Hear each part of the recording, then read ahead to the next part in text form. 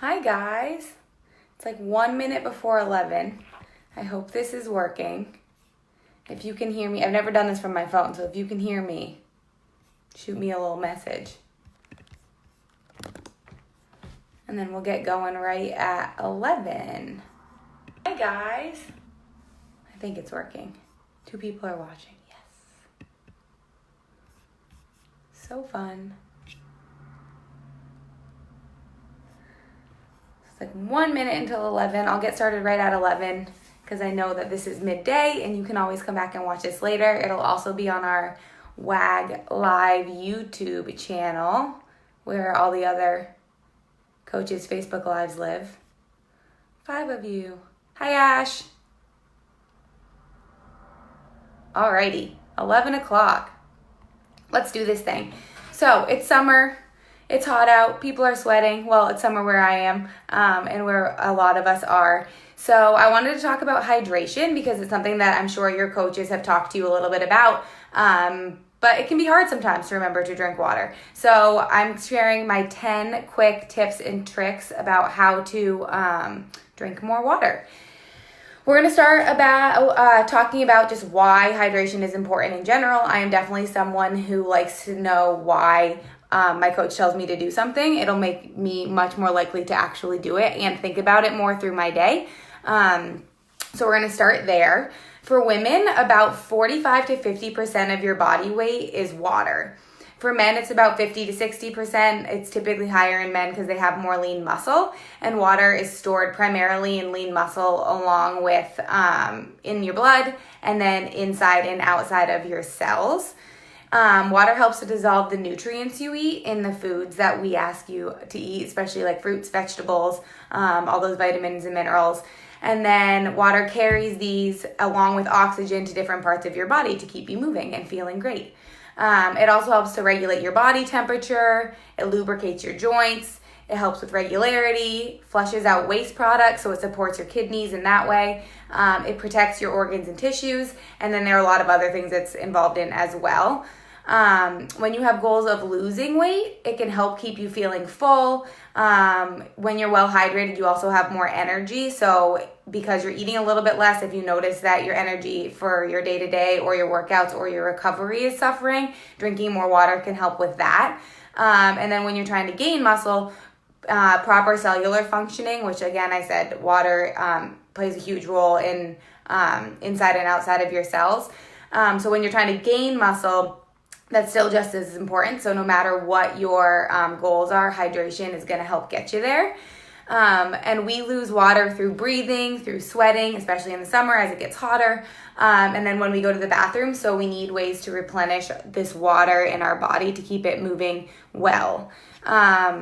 I got a question in the Facebook group about what counts as hydration, which is a great question. So water, milk, and like non-dairy milk, so almond milk, all that kind of stuff. Tea, seltzers, juice. Technically, you can count coffee. I don't personally, and then I don't count diet sodas either, just because I want to be motivating myself to get my water from some healthier places. Obviously, coffee and diet soda in moderation is a-okay, but I kind of like to think about those as like bonus hydration on top of hitting whatever my hydration goal is without those things.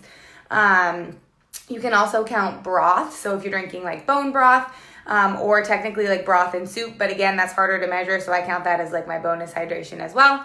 And then you can count water that you mix things into. So protein shakes like BCAAs or like a whey protein, casein protein, or electrolytes. And we'll talk about electrolytes in a hot second. But we're going to dive into my 10 tips and tricks now that we've talked a little bit more about why it's important and what counts as hydration. So 1, keep it interesting. So I totally get that like pounding just plain water can get a little bit boring. So you can add lemon or lime slices. I like to put lemon and cucumber and mint in a big jug in my fridge and just kind of let it sit, and then the water tastes really, really good.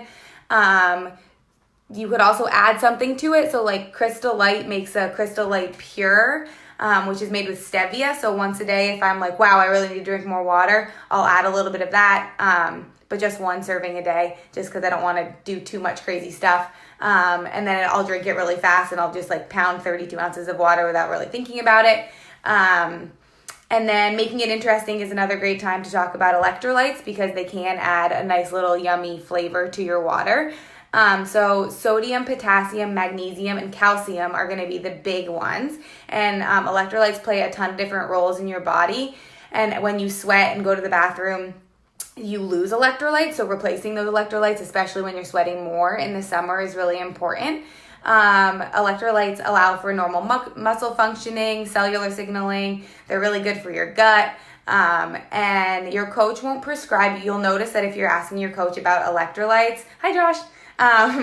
If you're asking your coach about electrolytes, they're not going to tell you exact amounts or brands, because that's something you really do need to talk to your doctor about. But what they will be able to tell you is some brands they know that clients of theirs or themselves have tried and loved, and then kind of guide you on a little bit of self experimentation with that. Coach Jane did a really, really great Facebook Live in the keto group, and that is on our WAG Live YouTube channel, so I will connect to that for you guys, because even if you're not keto, she talks a lot about the different brands and different things to think about with those electrolytes. So some other ways you can do that: you can add lemon water with a bit of sea salt to get electrolytes.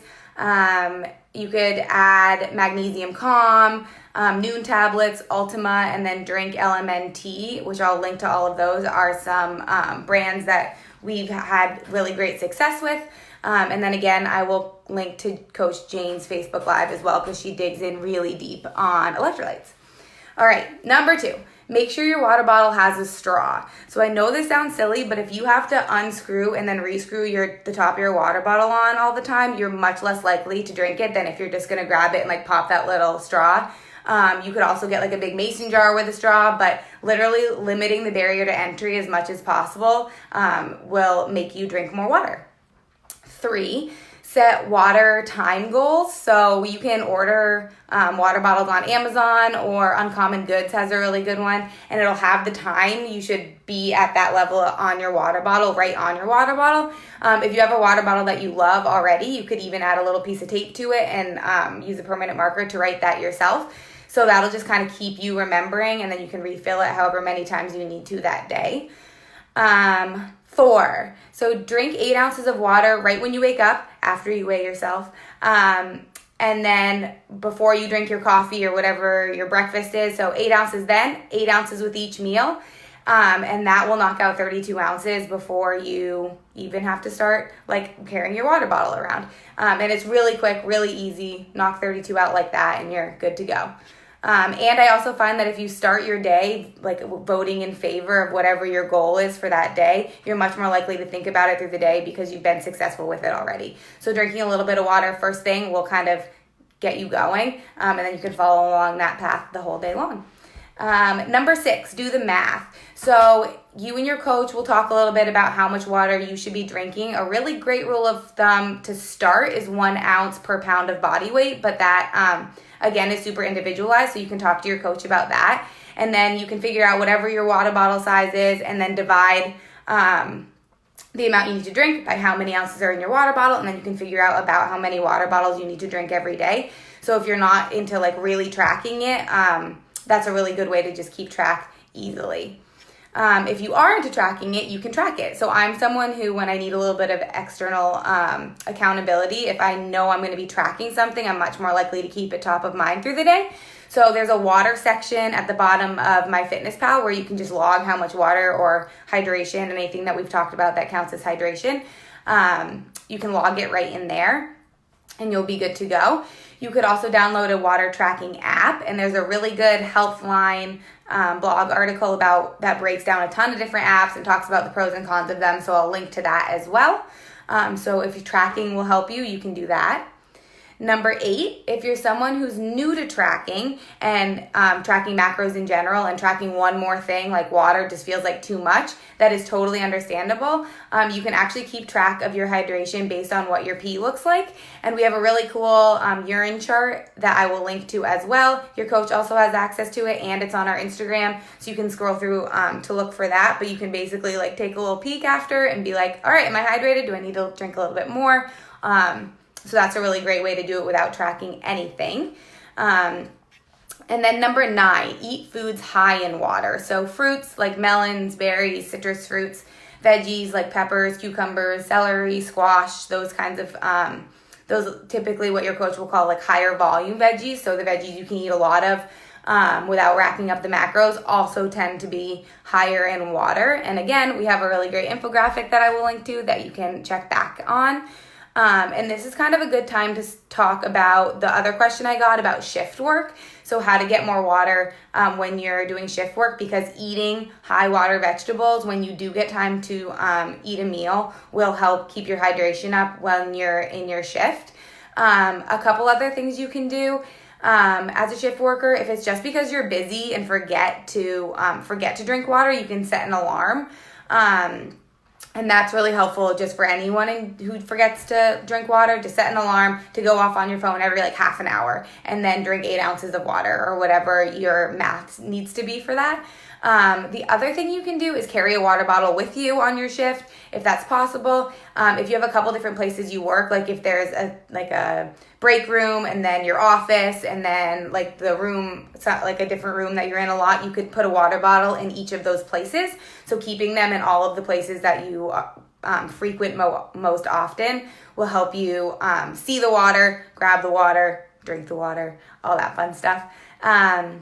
You keep one in your car so you have a water bottle there and back, all that fun stuff. And then if you're someone who is really busy and you create your own schedule, just make sure you're scheduling a few minutes. I know this is so much easier said than done, but schedule a 5-minute break in between clients or a 10-minute break in between clients to go to the bathroom and drink water, because I know a lot of the time people won't drink water because then they have to go to the bathroom and they might not have time. But you'll be more present and helpful to the people you're working with if you're taking care of yourself. And hydration is really important. So if you are able to schedule even just 5 minutes to take a breather, drink some water, go to the bathroom between clients or patients or whatever, that is going to pay off big time. And then number 10 is asking yourself if you are hungry. So, or when you think you're hungry, ask yourself if you're thirsty. Sorry, screwed that one up. So one of the reasons our body triggers us to feel hungry is because there are some foods that have high water contents. So your body's basically thinking, well, if I can get her to eat, then I'll be getting a little bit more hydration. So a lot of the time when we're hungry, we're actually just thirsty. So for a long time, I actually hung a picture of like a waterfall on my fridge so that every time I was like in there, usually when I'm opening the fridge and like, I don't know what I want to eat, that's usually a sign that it's actually something else going on.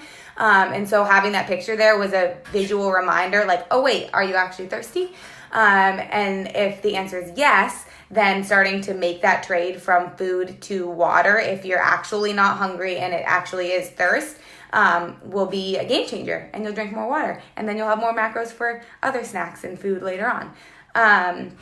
So I know that was really quick, but I think it was helpful, hopefully. I will definitely keep checking back to see if I have any questions. I don't really know how to check it on my phone because this is the first time I've done a Facebook Live on my phone. But I will go back in and answer any questions through the rest of the day that you guys have. But that's all I got for you. And I will link all of those resources that I mentioned. Thanks, guys. How do I end this thing?